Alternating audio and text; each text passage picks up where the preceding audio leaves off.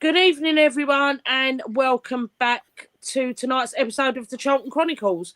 I'm a little bit man flued up, so do excuse me if you can't really hear me or I sound like Mariella Frostrup. I've not changed voice, I'm just not very well. As you can see, I don't know if you can see, I'm wrapped in my duvet on my bed in my pyjamas, but I'm still here powering through.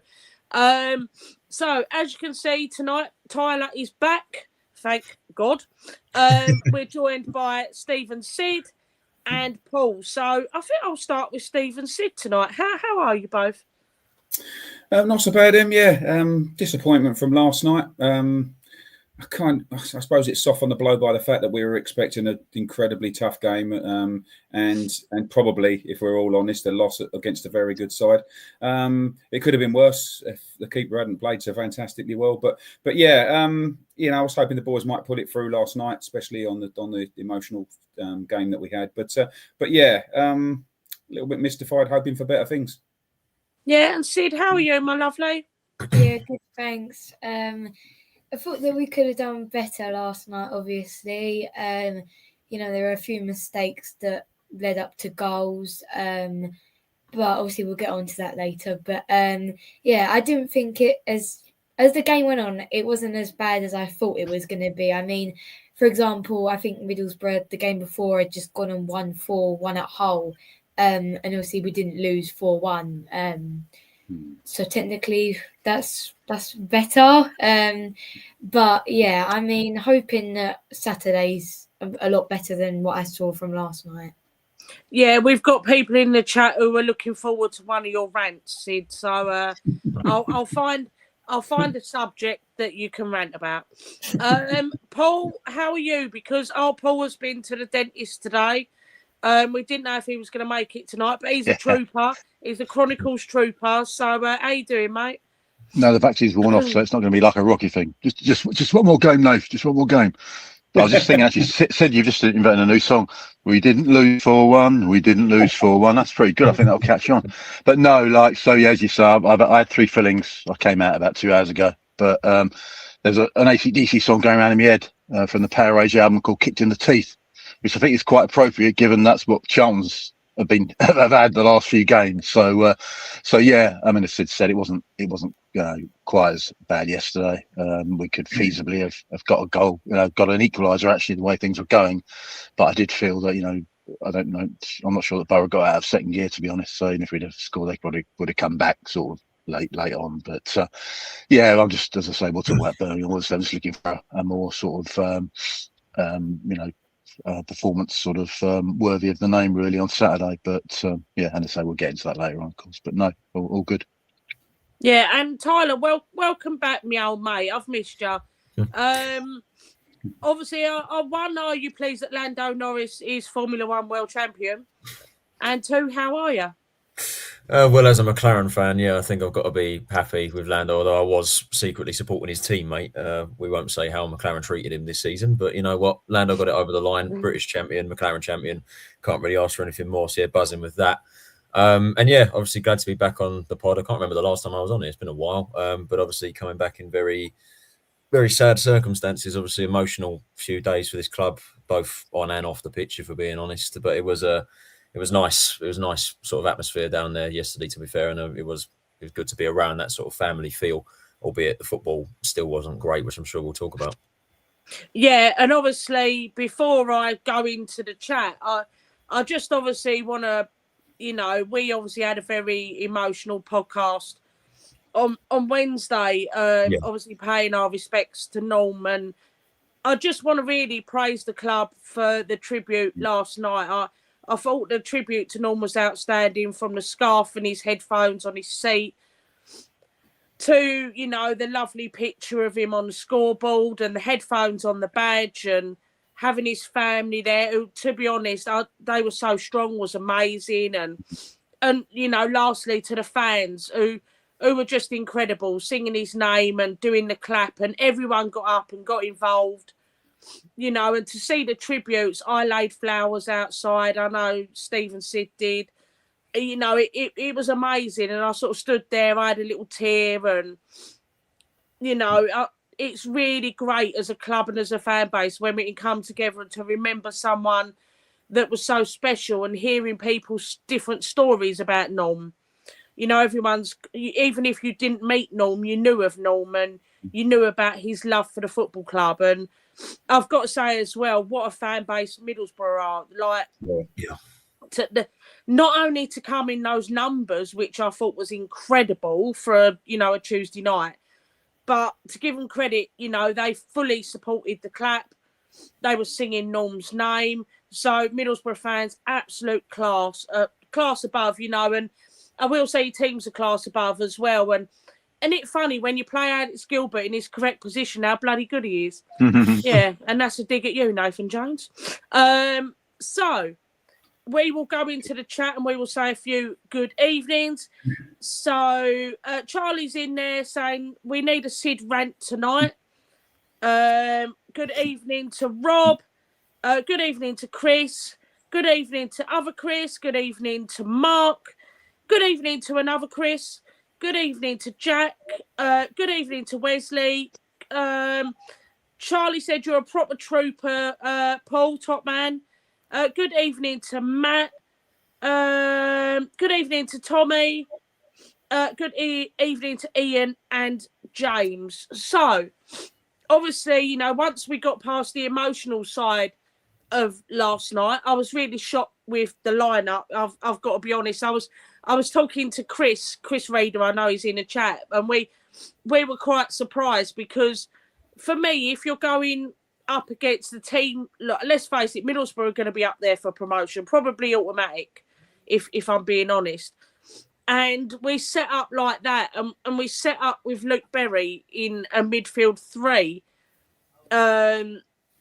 which I was a little bit surprised about, if I'm honest. I feel we probably should have gone more defensive or packed out the midfield to try and get a draw out of that game at the minimum. Not a criticism of Berry, but he's not the player he once was. So, I just found it a very strange team selection. So, Tyler, as you haven't been on for a little while, I'll start with you. So what was your overall sort of thought process with the game last night? And what did you think of the sort of initial lineup? Well, yeah, the lineup took me aback, to be honest. It was quite surprising to see the way that we set up. I couldn't make out what the shape was going to be. When I saw that we were playing 3-10s, Nibs, Carey and Berry, I was like, Jesus, that's quite attacking. I couldn't really tell what we was doing. Looking at the shape of what it was at the start, it looked like a back four. It looked like a 4-3-3 from what I could see, and Nibs was on the right wing from what I could gather. I could be totally wrong, but just looking at it, that's what it looked like. Ramsey was playing left back, and I mean, Jones has obviously tried to set us up in an attacking sense and tried to, he thought that was going to be the team that was going to break Middlesbrough down, and he ended up getting it horribly wrong, we have to say, in the first half. Really, the shape was all over the place. Middlesbrough had so much space in the wide area and in the middle of the pitch as well. They just ran through our midfield again, like it weren't even there, like we've been saying for the past couple of weeks.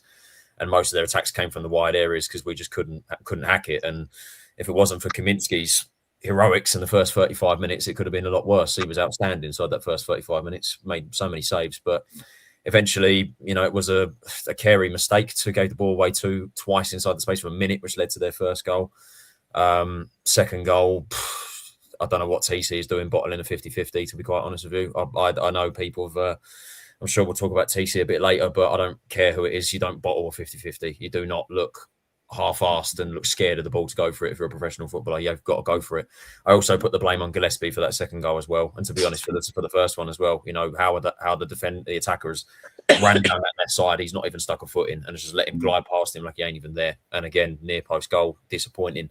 But the whole setup, Middlesbrough just played through us. Their quality just shone through, and Jones clearly got that wrong, and it was very clear that he got it wrong because he made 3 changes at the break, which is unusual. But I will say that the second half was a lot better. I felt we really, the midfield 3 that came on, Fuller, Anderson and Doc, they all wanted that ball. They looked like they wanted to play, and it looked like such a great unit, and they played well together as a collective. It wasn't an outstanding performance by the 3 of them, but I think as a collective, they were so much better than what we originally set up with, and they wanted that ball and they wanted to play for it, which begs the question as to why Karoy was dropped from the starting 11, because, of course, he started against Pompey. I thought that was quite harsh. I don't know why Doc was dropped from the squad either.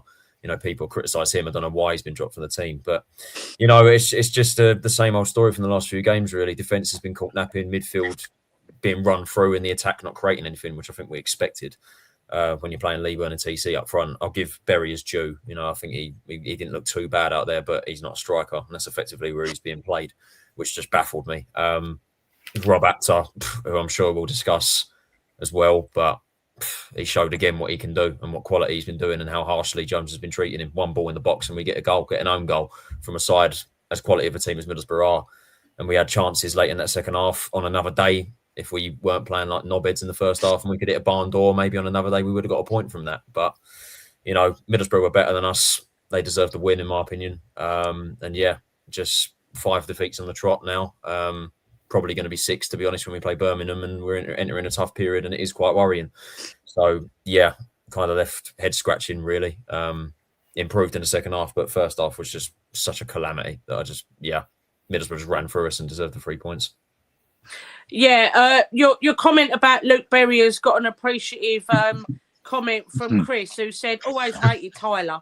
I've always rated Berry, to be fair. I've always seen him. I've always seen what he can do.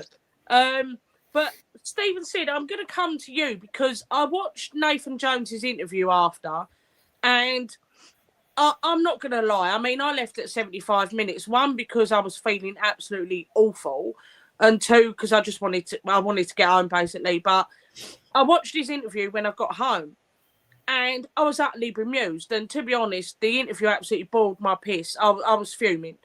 Literally, he comes out and says, in that first half, we were aggressive and our shape was good. Now, what shape it was, I really don't know, because obviously where I sit in covered lower A, you could have fit 2 Arctic lorries down that side the whole frigging first half. So, I mean, we were literally, I think it was like a lucky dip. Who you playing at left back? Because 1 minute it was Lloyd, then it was Connor Coventry, and then it was Gillespie, and then it was Kane. I was like confused. So what is your thoughts on those comments? And do you think they are way off and he's just clutching at straws? I mean, looking at the game, we weren't a solid team with our shape last night. We got cut through in the midfield way too easily. I mean, they were just running for us at goal, even playing in triangles, which looked very impressive from their end, but not from us because we couldn't tackle.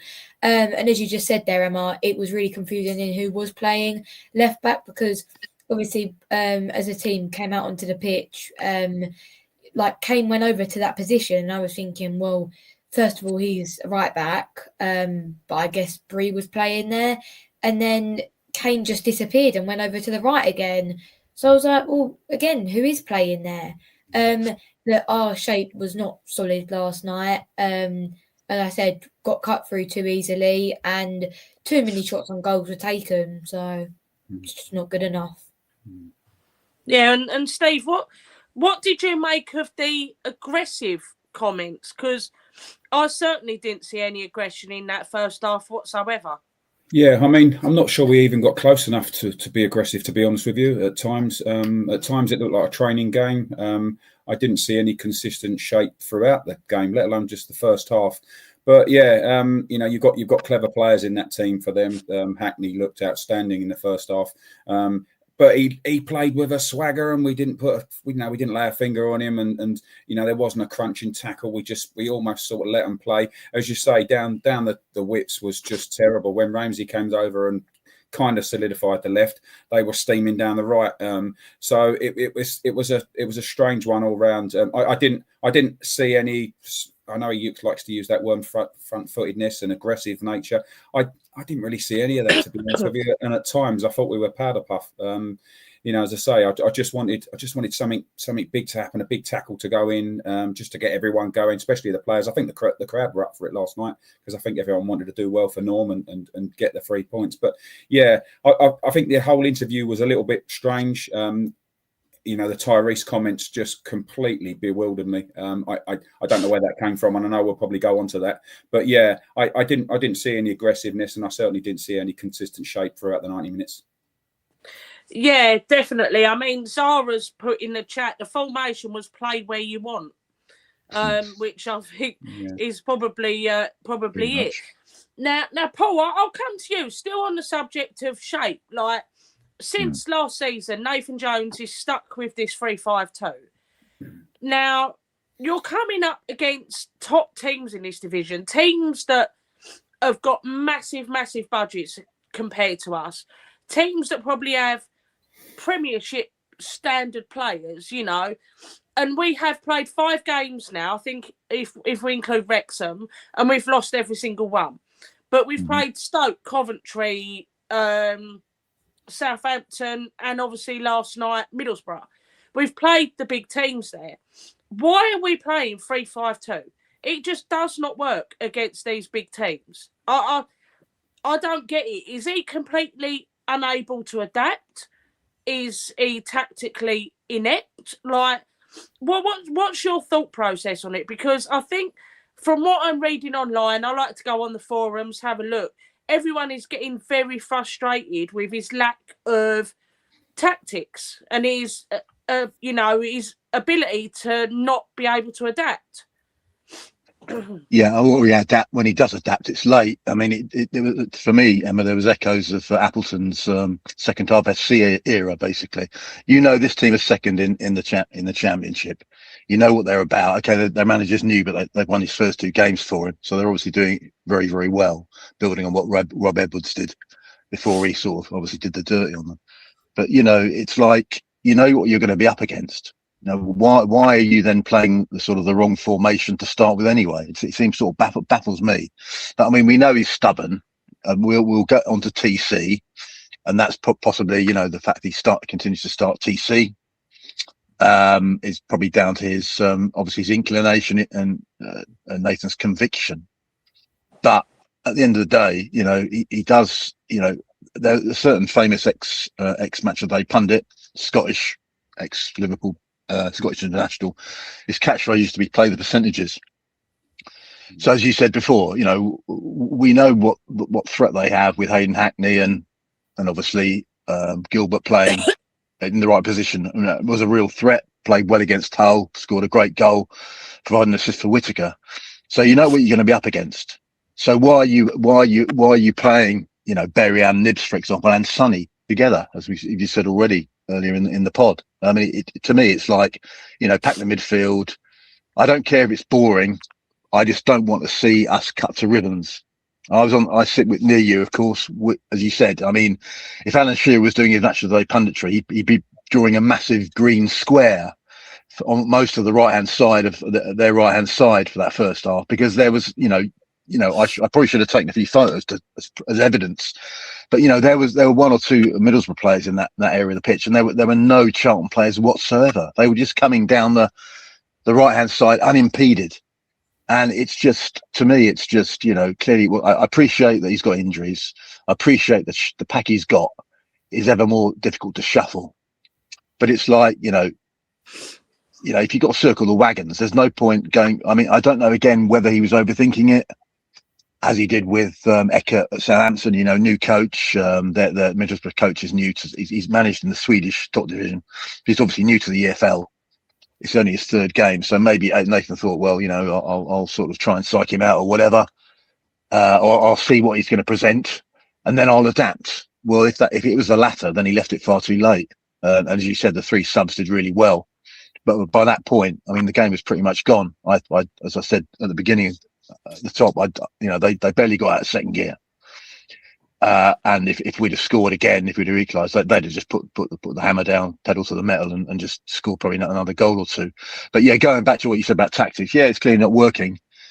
He probably hasn't got the personnel to play that way anyway. And as I say, I mean, I've said before, I'm a bit of a rigid 4-4-2 dinosaur. But I mean, you're restricted in he's restricted in what you can select. He needs to just, pack the midfield, go back to basics, get the basics right. Again, we've said before, he's just not getting the basics right. I mean, they were all sort of running here, there, and everywhere. Zara said, it was like, they were plugging one gap and then another would open where someone had left it. Sorry, I'll finish in a minute, Emma. But I don't know if you saw I don't know if you saw the Man United goals against Wolves, right? we have a phrase they use in the NFL a lot: the team can't get out of its own way, and it's literally like that. Wolves had the ball; they were passing, 2-3 yard passes, and they were just basically tripping over the ball, and United were just pressuring them and scoring goals at will. And that was very much like Bury yesterday.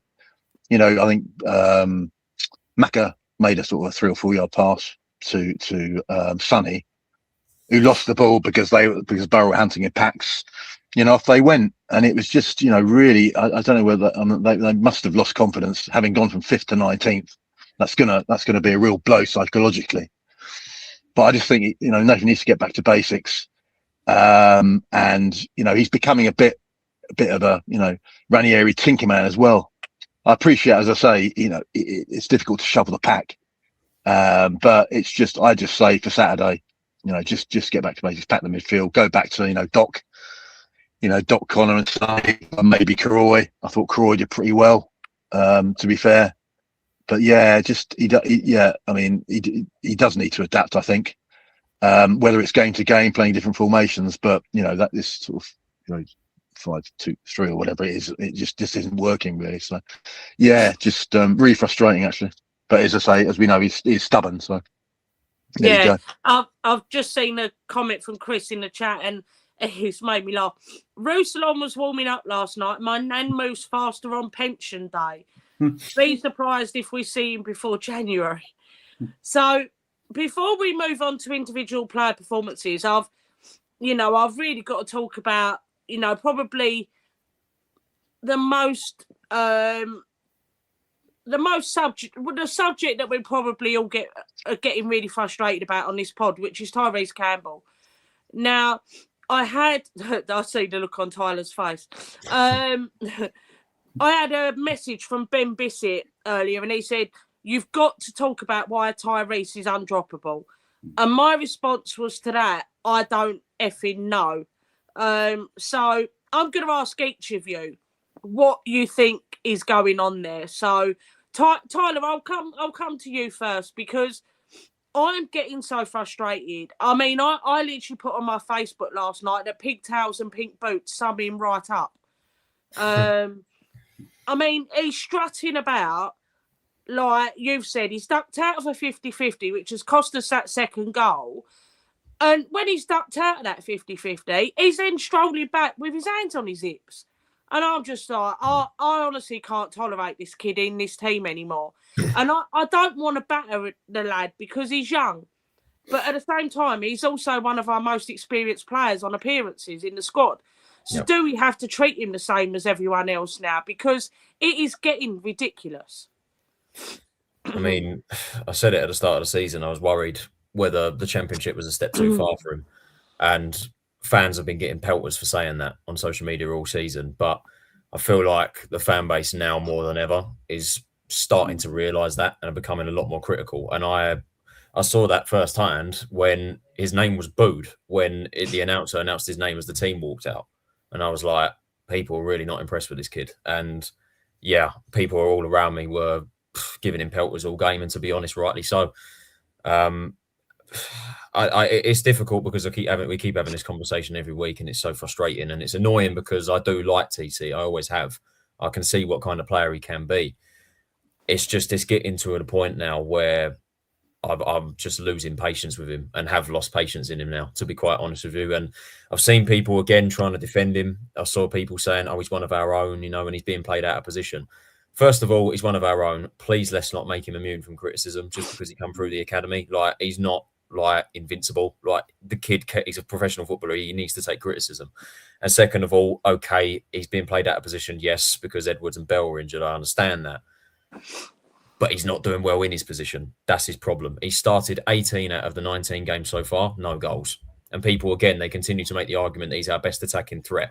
I'll give him his praise in the second half. At least he tried. He worked a lot better with Fuller on the left. He takes his man on. Every time he gets out of the ball, he looks to take players on and he beats them 99% of the time. Great. The problem with TC is, then what? That's the problem. He either goes past someone on the left, doesn't cross the ball and loses the ball, and when he does cross it, nothing happens. Or he cuts inside, beats one man, goes to have a shot, he either hesitates, doesn't shoot, loses the ball, or he shoots row Z. That's the problem. For someone who takes on so many players and is great at dribbling the ball, we can all see that, his end product is abysmal. And I've said it not just this season, last season as well. You know, he had a couple of purple patches last season. That was it. And people can say, you know, we're not playing the right system to suit him. He's played in this system since 2013-14. The exact same system, exact same position. We can't defend this anymore, especially in the Championship. And in Jones, we trust. It's great that he rates him, but it's becoming a detriment to the squad by continuing to play him. He's overplaying him. The kid is absolutely devoid of confidence. He goes on international break to Jamaica, which you'd think when he comes back warrants a couple of games rest. He starts him.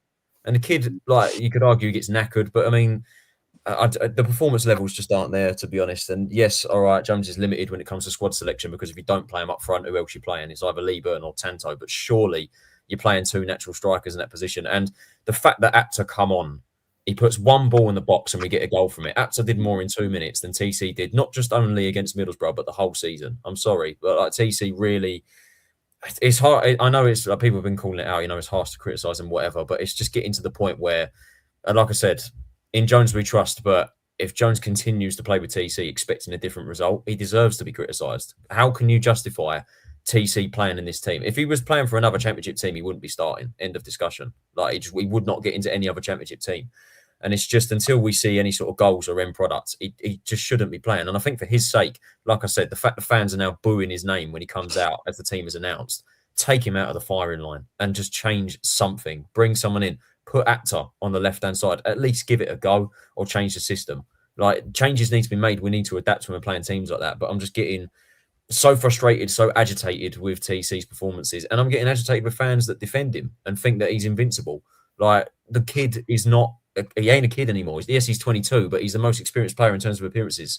He's been playing in this system for 2 seasons now. He's not ready for this level. And to be quite frank with you, if things don't improve, if I was Jones in January, loan him out to League One. Get his confidence back. Let him score some goals in League One, come back and we'll reassess. We need changes up front. We need goals. The strikers have scored 3 goals between them this season. That's a joke. TC has played 18 games, no goals. End of discussion, really. That is unacceptable. He shouldn't be starting, really, at all.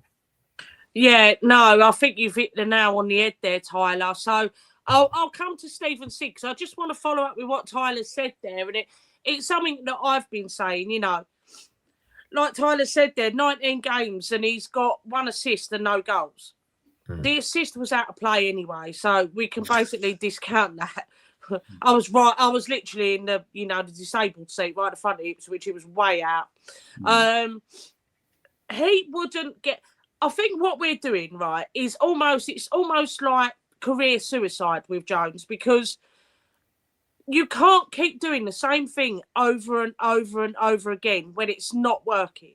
Now, I know Callum does a great shout with TC. He's like, he puts him in for the press. Okay, you put him in for the press. But we're not scoring. So, yeah, we're pressing, but we're not scoring. And then we're getting overrun. But TC would not be good enough for any other team in the Championship. And I stand by that comment. I don't think he is good enough to even get in a bottom half team in the Championship. He's a League One player. And he's not a very good League One player either. So, Sid, I know you're dying to have a rant and everyone's dying for a Sid rant. So I want you to give me your honest opinion of TC and what do you think he needs to do or what does Nathan need to do with him to get the best out of him? Oh, there's just so many things that he just doesn't do right. I mean, again, like even last night with this thing that we had at Stoke when he's kind of running at the defenders, but then he'll just use someone else as a backup option to put it in the box. I mean, try and get through someone and cross it. He just doesn't try to even do that. And then the 50-50 last night, I mean, even if that was me and I did that, I'd be upset with myself because you can't just do that and then it's called your team a goal. It's almost like he's, like he thinks he's going to get hurt. But in football, sometimes you're going to get hurt. And, if you're going to get hurt, then get hurt because you've just cost the whole team a goal. And also, Matt's just put in the chat there, if it was Apter who would have pulled out of that 50-50, he'd be straight off, double standards. Exactly, that's what I think, because you can't just treat one player one way and then treat a player who's not even doing that well at all. You can't just treat him like he's your golden boy, and that's exactly what Nathan Jones does. And seeing as though Apter got the player of the month for August, and then it all just went quiet, and then he didn't come on. I mean, that's, if I was Apter, I'd be mad as well, because that's just favouritism, kind of, because you're just picking a player that's, you know, not better than him to play, and it's just ridiculous. And he also, you know, like, the work effort isn't there. It's never there. And as Tyler said, like, he's played, what, now 18 games, hasn't scored one goal. And, I mean, and someone put about Tanto in the chat. I mean, Tanto scored. You could say that he was there at the right time to score that goal at Sheffield United. But then again, he scored. Tyrese hasn't even attempted to score. And, you know, that's just not good enough for one of your attacking players who's in the Championship at a very good team and shouldn't even be in the team. And as you said, Emma, he isn't a player whatsoever. I think that the jump was way too high for him. I mean, same with a couple of players, but I mean, at least they're actually trying. He just looks like he doesn't want it and doesn't want to be in the team. Yeah, no, you've made some fantastic points there, Sid. So, Steve, my question to you is going to be, what the hell is he doing pulling out of that 50-50? Like, is that a player just devoid of confidence, or is that a player that just doesn't give a shit, basically? I think it's just a player that doesn't want to get hurt, and that's. I mean, Tyler mentioned it earlier. That's the biggest sinner ball for me. I don't care who you are. I don't care how you play. I don't care if you have a bad game. But do it for the badge. Give everything that you've got. And if a tackle needs to be made in any part of the pitch, you've got to go through it and make it. And yeah, okay, you could argue that he's a small lad and he's frail, blah blah blah. There's just no reason whatsoever to not go in, and if he wants to make that header, great. Even if he steps away from the challenge so that he can go through the guy or do what he needs to do when the guy's in control of it. But you can't just pull out of it like that. As I say, the next thing we know, 30 seconds down the road, we've conceded a goal, and that's unforgivable in my opinion. And it certainly was around where I sit as well. There was a lot of people that really got annoyed about that, and rightly so. We expect what we expect from the players. We're all fans, and at the end of the day, I'm pretty sure that I can speak for everyone on this podcast tonight that if we were ever lucky enough to pull on that Charlton shirt at the Valley, we'd be smashing into walls for the team, for each other. That's how it should be. But to pull out in that respect is diabolical, and I don't know how he reflects on that. He didn't look too bothered after the ball went into the net. He didn't really look like he'd probably looked at himself and thought, oh, do you know what? I probably should have made that tackle. Even if you don't make the tackle, grab the guy back, take a booking, if they're flying down the right. And it's cost us a goal, which in the longer scheme of things, that could have ended up 1-1 last night. That would have been wishful thinking, I suppose. But yeah, I'm not having that. I'm not having that. And there was a lot of fans there last night that wouldn't have that either. I'm glad the stats have been mentioned as well. We're talking about mid-December now. You can't have got scored yet. I mean, you're one of our attacking players. You've got to. I know we live in a world full of stats at the moment, but you've got to put your bit in if that's the case. And in regards to who he is, assists and goals are his reflection. And there's nothing there. How long do you go with that? Only one man knows the answer to that.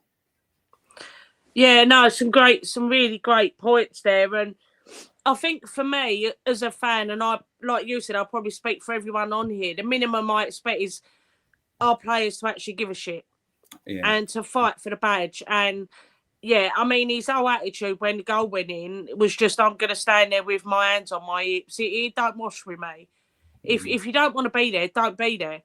But if you're being given a chance, I mean, how many academy players get released by Charlton every year and would kill for that chance to go and put that shirt on at the Valley?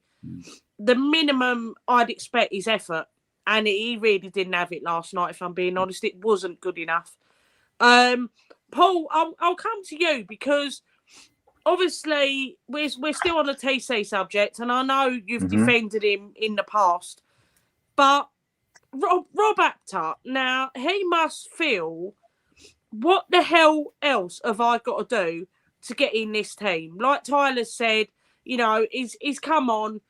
He's literally, I didn't unfortunately see it because I'd already left, but he's come on and he's created a chance straight away. You know, he's got an assist off an own goal. You know, if I was him, I would have run up in Jones's face and gone, have that. Like, we paid $2 million for this kid.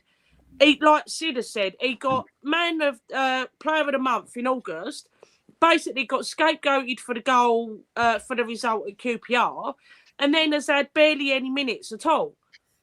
And I just don't understand it. I feel really sorry for him. To be fair, we've paid a lot of money for this lad, and he's just sat on the bench. And I think he's 3-4 times the player that Tyrese Campbell is. Yeah, I mean, he was the wrong side of the pitch. Actually, if it had been scored as Jimmy Seed, he would probably would have run up to Nathan, I think. But yeah, I think with Nathan, obviously he had that year, didn't he, as in sort of the youth setup, and I do think he has a soft spot for the academy players. Probably too much, I guess. He obviously, as we know, he really likes TC. He really likes Karoy. That's on record. That's well documented. He said that in countless interviews. Yeah, you said I've defended TC on this pod many times, but as the games go by, as the sample size grows bigger in terms of chat, you know, into sort of 18, 19 games now, you know, you do even I have to say, well, what does he bring? So when Charlie was fit, you know, they worked together well in the press, so that was a positive. But you know, then I guess there needs to be more than that. You know, he's a forward player. You know, what's the end product? As Steve said, you know, it's assists, it's goals, and that's basically, you know, the bread and butter. Yes, he's been played out of position on occasion, but even in those sort of games, he has taken players on. He's got to the byline, and then what's he done with it? And it really is the end product. And if you're looking at just that as a basis, you know, what does he score? Does he assist? You know, both columns are basically zero. You know, we're nearly almost at the halfway point of the season. So, I mean, I'd say, yeah, absolutely. I mean, Rob came on, and he was a breath of fresh air, really.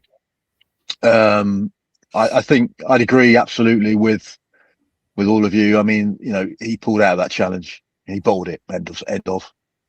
Yeah, okay, you know, they shouldn't have scored from it anyway. I mean, they still had, like, you know, whatever, more than a half to sort of, you know, go to get the goal.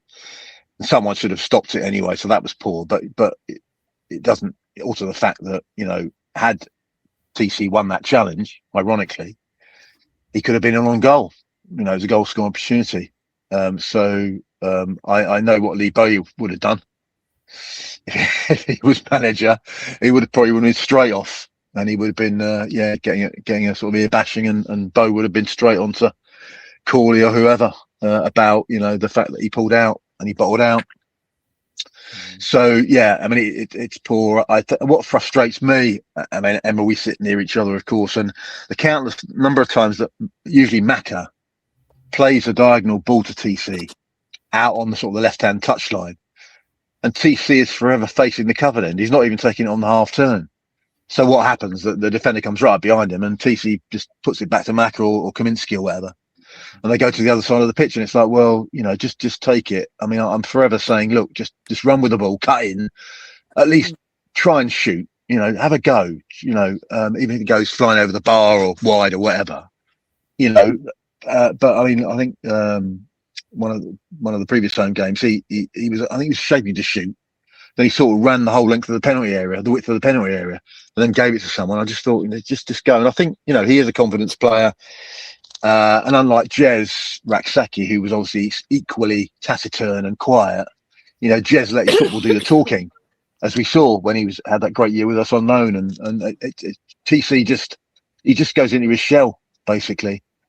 And I'm sure he gets plenty of an arm around him, Nathan, every training session. But yeah, I mean, I don't, you know, I know he gets criticised for his body language. He's a shy guy, but you know, you need to at least show that you care. We're not talking about Michael Appleton and the acting and all that here. We just, show that you give a damn. And I think for most of the season, he was giving the proverbial 110%.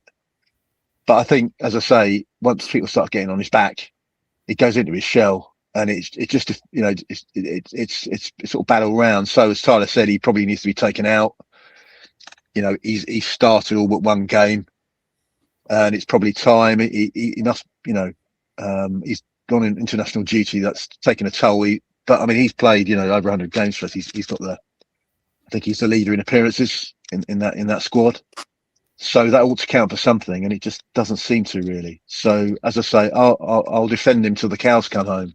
But there are some things you just can't defend. You can't defend that non-challenge. That was very poor, very, very poor indeed. And it's just, there's no end product, and it shouldn't be a case of him having to work with Charlie in tandem to be effective. It needs to be more than that. He needs to be showing his own qualities. Just get to the byline and just find a man. But it's all sort of panic stations a lot of the time, and it's like, I feel sorry for the lad, but I don't know. He just isn't proving his worth to the side, and I just feel that he is a favourite of Nathan, and I guess Nathan wouldn't want to drop him or take him out because he's worried about what effect it's having on his confidence. Well, he's clearly lacking in confidence now. He's starting him every game. So, yeah. So Emma, I'd have to probably concede that it may be time to maybe rest him. We saw what he did against Ipswich, bringing him on and he's probably similar to Croy, bringing off the bench for impact, 20 minutes, 30 minutes. But yeah, it's just, I think probably the era of sort of TC being a shoe-in is possibly nearing its end. But again, as we know with Nathan, he's incredibly loyal. So, and as I say, he probably doesn't want to knock his confidence, but even Nathan should be understanding, we've gone from 5th to 19th. I'm not hitting the panic button yet. We've played, 4 exceptional sides who are probably all going to be, I mean, 2 of them, I'm sure the top 2 are going to go up automatically as it stands. And then, Saints are coming up on the stand side now. I think they're 8th or something. So, I mean, we're playing really well. Won again last night. So they and Stoke, they'll be in the shake-up as well at the end. So, we've had the bad luck to play 4 really good teams, but, what you want to see is effort all round. And I just don't think that, effort and end product. And I think on both scores, unfortunately, at the moment, TC's falling short. So if he was to be dropped, then yeah, I probably wouldn't complain. Yeah, I'll make a quick comparison, although some people might think this is a weird comparison. But if I compare 2 academy products to each other, Daniel Kanu, Tyrese Campbell, I've always been a big fan of Daniel Kanu. He scored again for Walsall tonight. All right, bear in mind it's leg 2. I'm not saying we need him back. I'm not saying that at all. But he scored 8 goals for Walsall this season. And those goals have been quality finishes as well. Tyrese is no better than Daniel Kanu. I don't get why he's being given so many opportunities, yet Dan Kanu has been chucked out on loan for the last 2 seasons. I just don't understand. And to be honest, it pisses me off. Because I really like Dan Kanu, and I think he's as good, if not better, than Tyrese Campbell, if I'm being completely honest. But that's just my opinion. But we'll move on from Tyrese Campbell because it drives me mad. So we'll go into some other player performances from last night. And Tyler, I'll come back to you because I think someone who really needs praise from last night is Thomas Kaminski. Now, he had an absolute stinker at Stoke. I mean, I was literally livid with him. I was calling him Butterfingers and all sorts. He had a shocker at Stoke. But boy, did he redeem himself last night. We could have been 5-0 down in that first half. Yeah, exactly. I think he deserves his plaudits for that. I mean, yeah, Stoke didn't cover himself in glory, did he? To be honest, as did most of the team. But yeah, we definitely, you probably would have pointed out those 2 mistakes. Albeit I still think the first one was, what can you really do? Third one, you can't blame. The third one is absolutely atrocious. But yeah, against Middlesbrough last night, he was brilliant. Inside that first 35, arguably his best performance yet, to be honest. I mean, that shot they had on the edge of the box, the first save made Palmer with his right or his left hand, I was like, there we go. That's what Kaminsky can do. And what I've always said, it was necessary that we signed him, and that was why. If it wasn't for him, some of the saves he pulled off, he made like 3 or 4 outstanding saves until eventually the floodgates open, and you can't really blame him for that, can you? It's the defence in front of him and other players' mistakes, and he kept us in that game and made it, not worse of a scoreline. He held back Middlesbrough's quality for as much as he could. So, yeah, I think he's one of the many few players I think from last night that we can really praise, and he deserves it. He needed that performance, to kind of get the fans back on his side, and it was great that they chanted his name as well to cover then. So, hopefully that's he can keep that up sort of level, that sort of level of performances up again, because I know what quality Kaminsky can bring to this team. I've seen it several times this season, and last night was another example of that. So yeah, really go for him. No, yeah, I thought he had an absolute cracking game. So yeah, I wanted to big him up because I think he deserved it after, the Stoke performance, definitely. Stephen said, I'll come back to you to talk about really if we go to the defensive line. So obviously, I don't even know who was playing left back. If it was Tyrese Campbell, I genuinely don't know. But I really want to talk about Lloyd Jones, about Macaulay Gillespie, Kane Ramsey and James Bree. Now, James Bree, since he got injured, doesn't seem like the same player. Every single one of his set pieces last night was atrocious. And Macaulay Gillespie, I mean, let's be honest, is a League One centre-back, in my opinion. I don't think he's a Championship standard centre-back, but I don't think that's necessarily his fault. He's having to fill in at the moment with injuries. And then we go to probably Lloyd Jones and Ramsey, who I've got to be completely honest here. I'm a big fan of both players. I think they've been shown up in recent games to be not as good as maybe we thought they were. So I just wanted your opinion, because people were saying, oh, they're too good for this division and this, that and the other. But I think they've actually been shown that they're not as good as maybe they think they are. I've got some sympathy to the two in question that you've mentioned there, to Lloyd and to Kane, and I've got a very simple theory to back that up, in my opinion, which is that we've been exposed in the last 4 games massively. I mean, the gaping holes in the middle of the park have been horrific. I don't know whether Connor's got some sort of knock or an injury, but he hasn't been himself the last 4 or 5 games. And I think because we haven't had any solidity there on a consistent basis, he's been put in sort of 2-3-v1 situations as well. And as soon as you break the midfield, you're onto our back 3. Now, I still think that Lloydie and Kane have tried manfully. They've given everything that they've got. They've made blocks, they've made tackles, they've made errors, headers, whatever you want to call it. But so I have some sympathy with those two. But in regards to Gillespie, I think we've got a massive problem there. I really do. I can go back to the 13 minutes that were played on Saturday.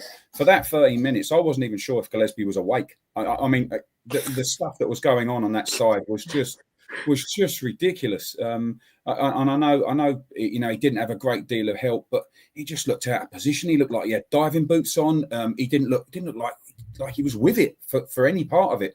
And I think we saw the same again last night. And yeah, I mean, we can talk about his ability potentially being at a level below this Championship. And it just shows how much we've missed Bell, which Bell's been a fantastic player. And we were so solid on that side when we had Bell and Josh flying up and down in front of him. And I know we haven't got the personnel for that at the moment, but I genuinely do worry about the left side and Macca's part in that, because we're getting exposed on a consistent level down that side. And as I say, those balls come flying in left, right and centre. And I think, to be honest with you, Lloydie and Kane did enough to get quite a few of those out of our box last night in really sticky situations.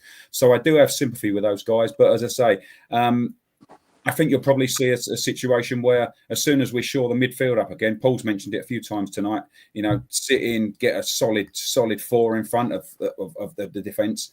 Once that solidifies, you'll probably see those guys under less pressure, playing with a bit more confidence and a bit more freedom. And ultimately, as soon as Bell gets back, to any kind of fitness, he needs to be back in the side, and Gillespie needs to have some time out, if you like. But yeah, overall, I feel a bit sorry for those guys, but I do think that we've got some potential problems there. Yeah. Yeah, and what do you think about Bree, Sid? I mean, his set pieces and crosses weren't great. I mean, especially on his corners, they only reached about the first man.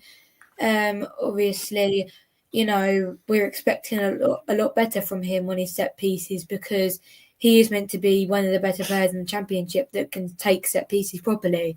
And obviously, before we got Bree, we had Connor Coventry taking them, which were just even worse. But yeah, I mean, I don't think he had a bad game, but then again, his tracking last night wasn't good at all.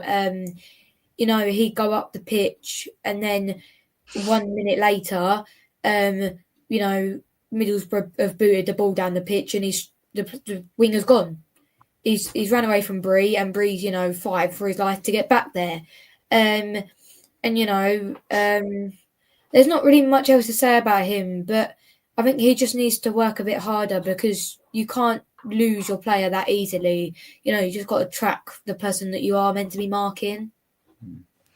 Yeah, definitely. And Paul, I'll come to you to talk. We've talked a bit about the midfield anyway, but obviously and if we include Luke Berry in this, so obviously we lined up with Konakov, Sonny Carey, Harvey Nibbs, and obviously Luke Berry. Now, I completely forgot that Harvey Nibbs was on the pitch. If I'm completely honest, he didn't do nothing. And I briefly saw him go off at half time, and I went, "Oh, he was on the pitch then." You know, Sonny was at fault for the first goal. You know, he's lost the ball in a really stupid position there. He's had a go at Macaulay Gillespie. Like, I don't really understand why, because I don't think it was Macca's fault. But that midfield were absolutely crap yesterday. Is the only way I could really describe that.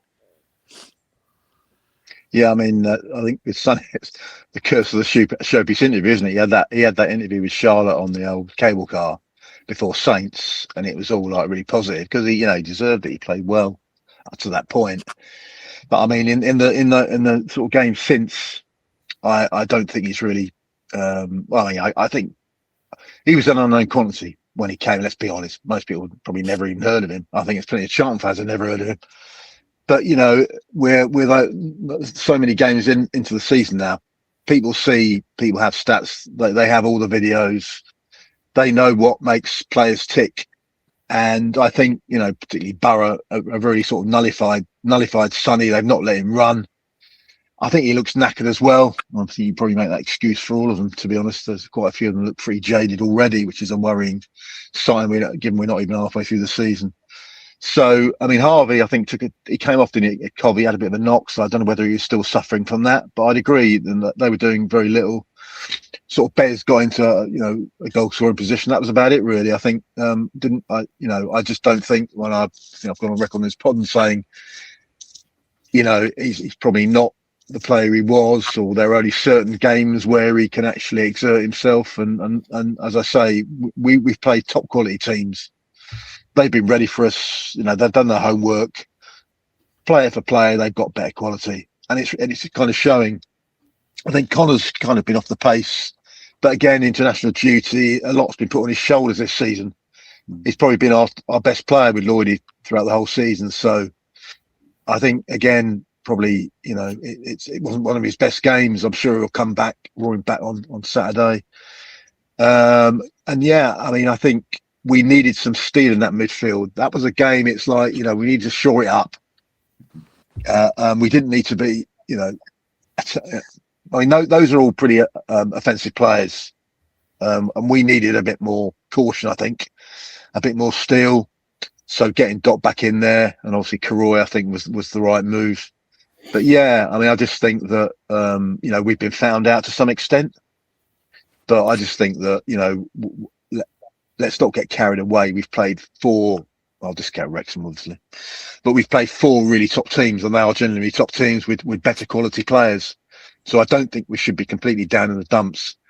but there are kind of worrying signs in terms of, fatigue, particularly in that midfield. They've done a lot of running, the whole, Nathan, the whole game plan, such as it is, I suppose. If there is one, it's to run, it's to put in the hard yards, the hard miles, basically. And I think it's starting to tell. So the last thing you want is to send on sort of offensive players against a really, really strong Middlesbrough side when actually you need to be really circling the wagons and just getting it back to basics, really. So yeah, it was really, I thought when I saw the lineup, well, that's a bit bold, given who we're not playing Pompey. We're playing one of the sort of table toppers. So I thought that it was, as I said, second half FC, we need to get the formation right, we need to get the personnel right. That should be basic, shouldn't it, for a manager in this division and a manager of Nathan's experience. So all this sort of stuff the whole picture is kind of worrying me, but I'm not hitting the panic button yet. There are a number of teams that are down there with us, and I'm less bothered about losing to Borough and Covent, whatever. But yeah, I do think that it's probably the worst performance, I guess, by the midfield. But again, he's not picked the right people at the start. And it's like, you've had all this time you've had at least a week to prepare. You've seen the Middlesbrough's games they've played. They've not missed a beat since this new guy's come in. He's got them playing incredibly, really good football.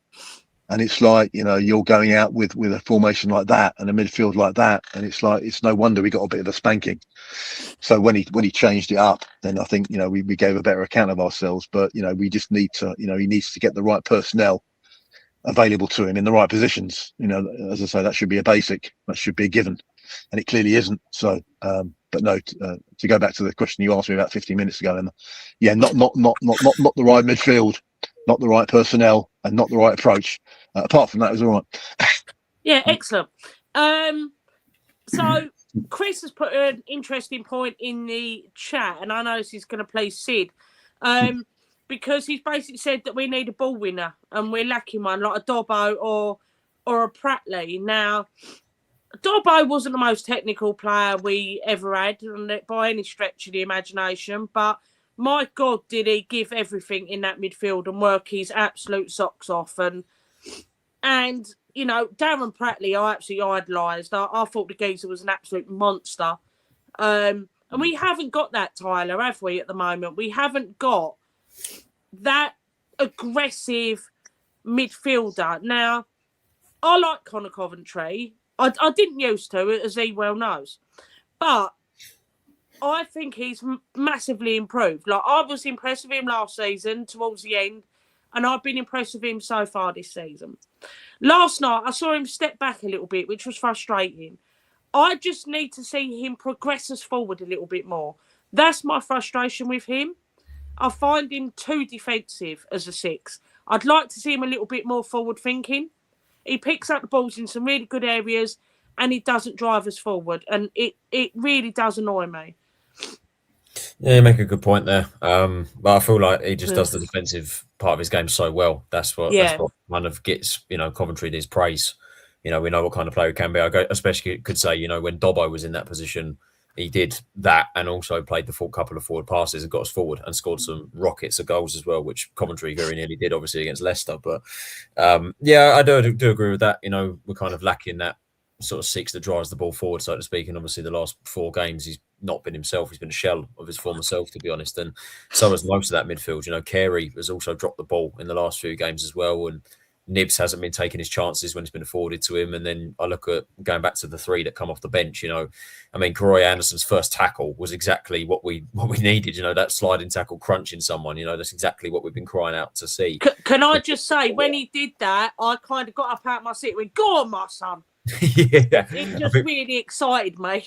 Exactly. I think it was that excitement that the covered end of the whole valley needed, and obviously I think after that point, I think his performance kind of dropped off a little bit. I don't think he was great, Karoy, overall, but I just think the midfield 3 that came on was exactly the midfield that probably should have started from the off against Middlesbrough. But that's the problem we're having at the moment, because the midfield it's like what Paul said, we just need the right personnel in the midfield, and I feel like for the last few games it's been a bit disjointed. We walked away from the 3 that worked so well, Carey, Dock and Coventry, and we've made, for me, too many changes, and we went to attacking last night, which cost us, and we kind of need to find the right balance. So, we raised the question now. I mean, like I said, I don't know why Doc was dropped from the team, because people have been harshly criticising him, in my opinion, and his performance last night proved why he shouldn't have been dropped, in my opinion. And now you've got Karoy knocking on the door. Fuller played well, but then you ask yourselves the questions, are they just impact players? Would we be putting too much pressure on them to start games in the situation that we're in? Because ultimately, if they're going to start, they're going to be expected to perform better than what we have done before. And you have to ask yourself, when they start games, are they better than what we had before? Which you hope to God that they would be, because the midfield's been nowhere for the past few games. But it's a big question that we've got at the minute, just trying to find that right personnel. But I'm hoping we can find the right balance. I think we know what that right balance is, but for whatever reason, we've moved away from it for the last few games, and it's a bit worrying. Yeah, absolutely. But obviously, we're going to quickly go through to Birmingham, because we are running a little bit behind tonight. But sorry, that wasn't part of the show. Stephen Sid, I just want to talk to you about Miles Leaburn, because I felt last night was probably actually one of his better performances. He was winning headers. He was putting himself about. By no means do I think he's outstanding, but I saw him actually putting effort in last night. He needs to stop falling over as well, because he's 6'7". Like, mate, you had a little tug on your shirt. Stop whining and get up, because that really annoys me with the size of him. But he was winning some headers and doing some flick-ons. And the problem for me is, as we've said, TC isn't there reading it.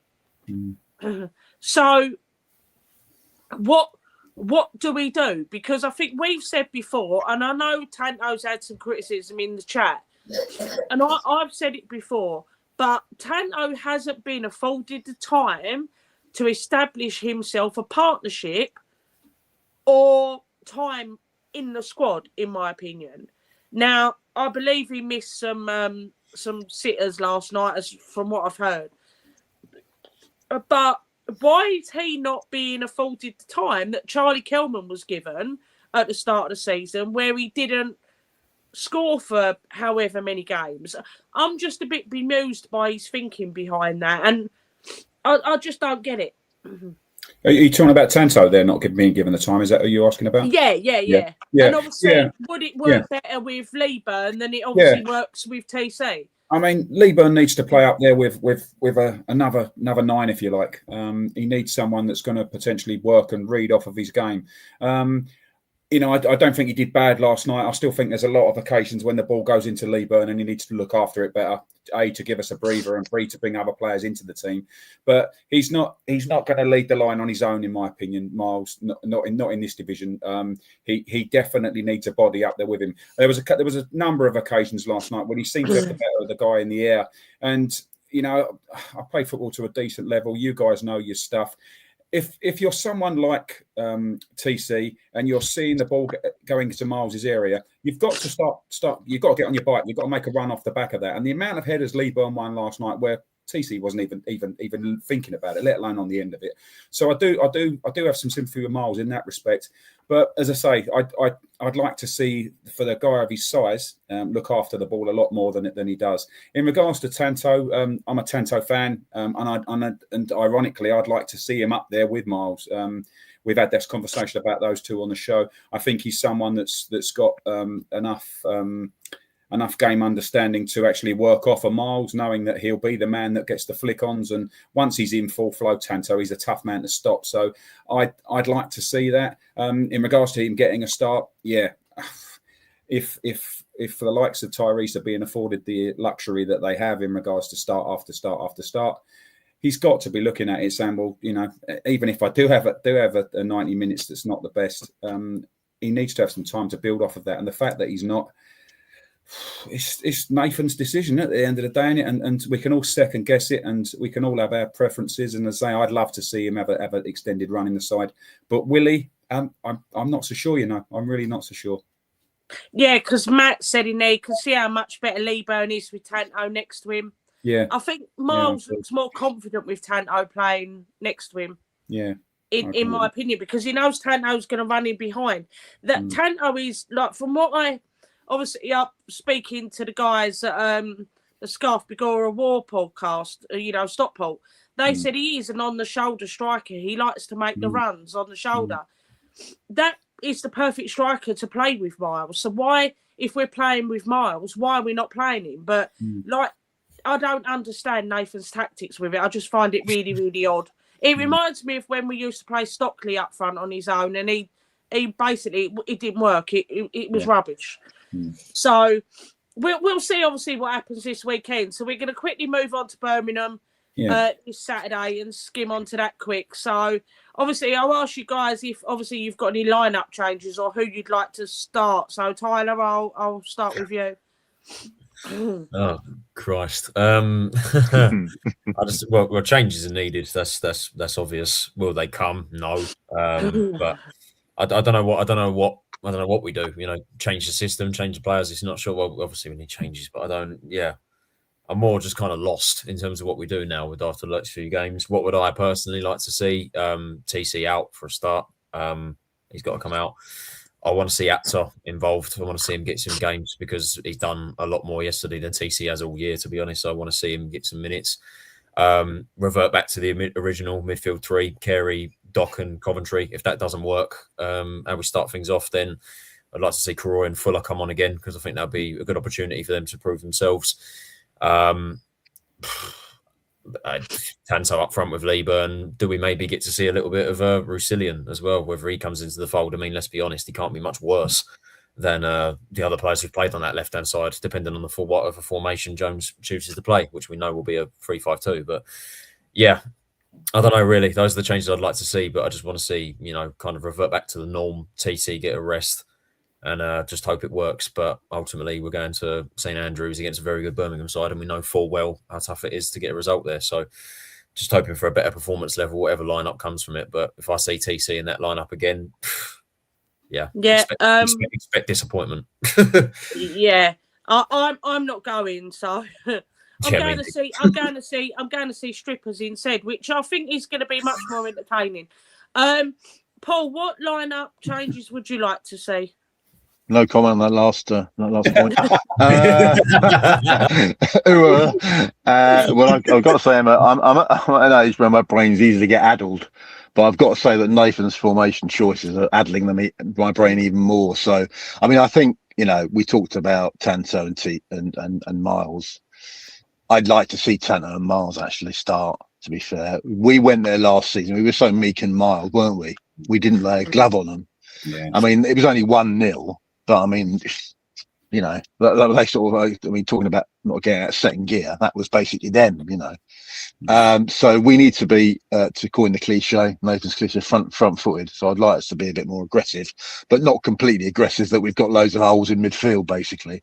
I'd like to see Doc come back, certainly to tighten up the midfield in expense of Bez. I'd like to see Harvey given another go, to be fair. I mean, for those first, 25 minutes or whatever it was before Bell went off against Cobb, I thought, obviously Harvey scored the goal. He looked pretty tasty for a while. So I'd like to see him given another go. Yeah, the left-hand side.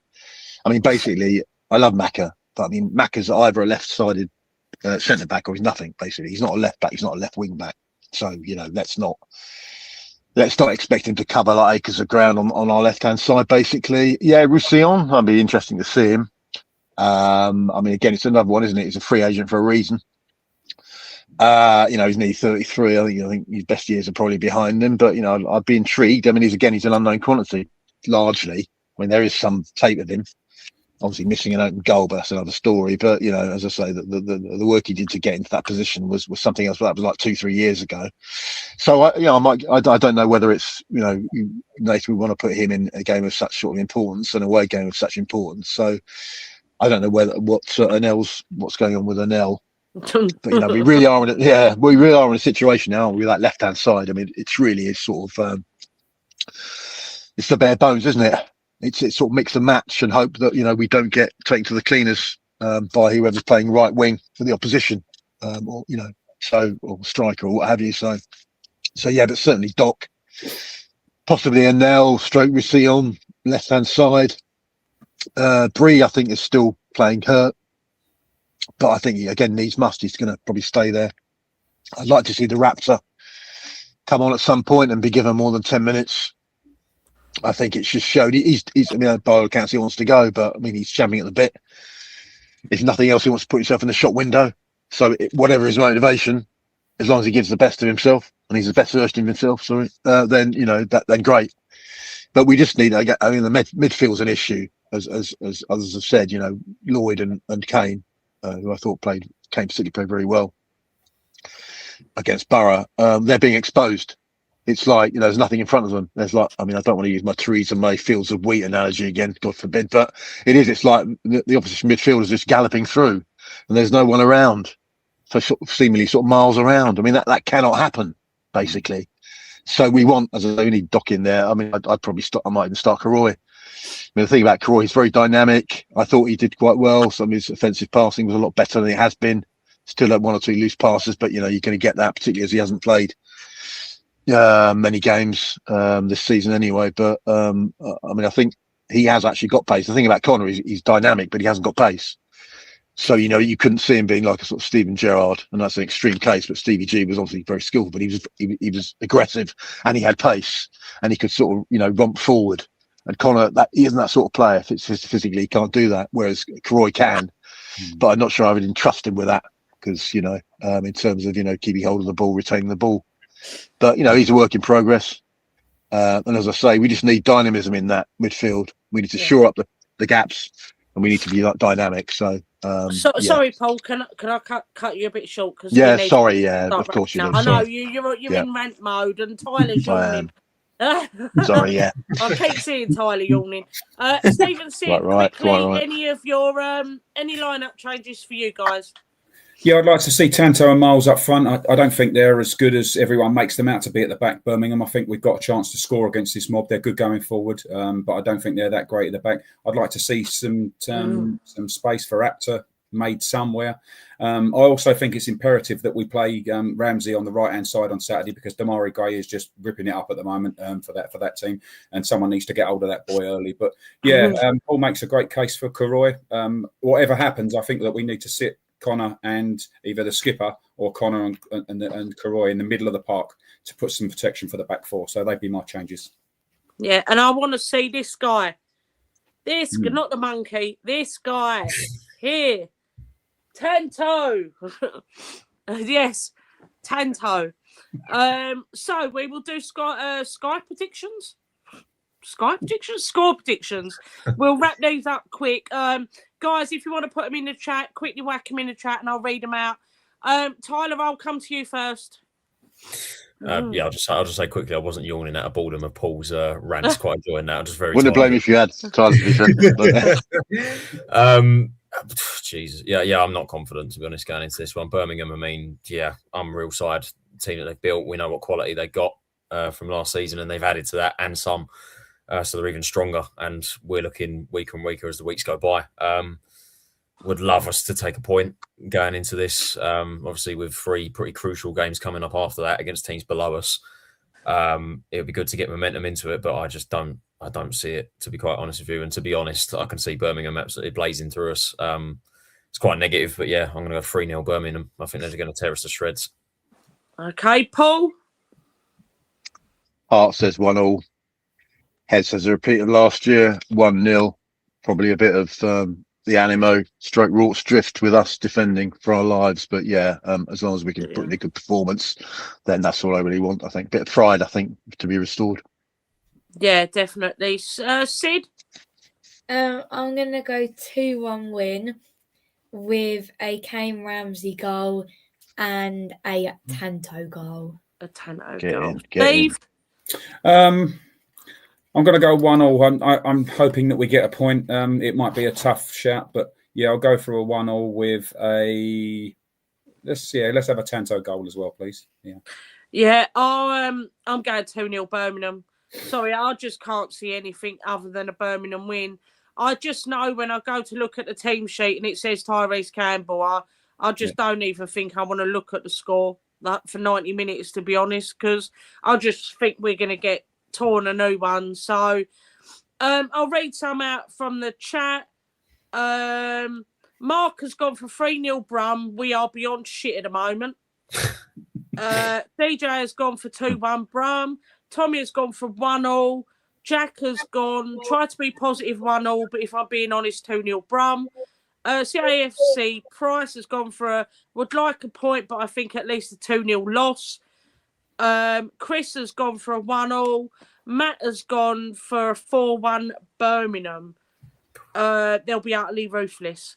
Yeah, I think, I think we're going to lose. And then I could probably see some maybe pressure starting to come on Nathan Jones, and we'll see how he's going to stand up to it, to be honest, because there's a chance that we're going to end up dropping into the bottom 3 or 4, is it?